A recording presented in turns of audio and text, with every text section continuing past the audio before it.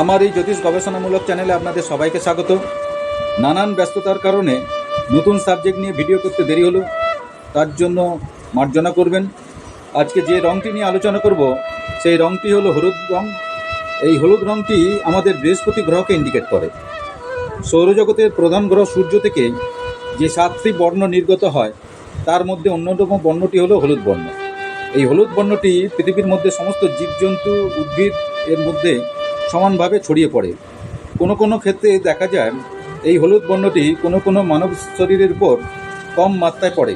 তার ফলে এই রঙের ঘাটতির ফলে বিভিন্ন রকমের শারীরিক সমস্যা দেখা যায়, যেমন কারো শরীরের উত্তাপ বেশি হলে অথবা যকৃৎ রক্ত সঞ্চালন ক্রিয়া ব্যাহত হলে হলুদ বর্ণের পোশাক পরলে বা ব্যবহার করলে এই সমস্ত রোগ থেকে উপকার পাওয়া যাবে। এবারের মতন এখানেই শেষ করছি। আলোচনাটি ভালো লাগলে লাইক, শেয়ার এবং সাবস্ক্রাইব করবেন। সবাই ভালো থাকবেন। ধন্যবাদ।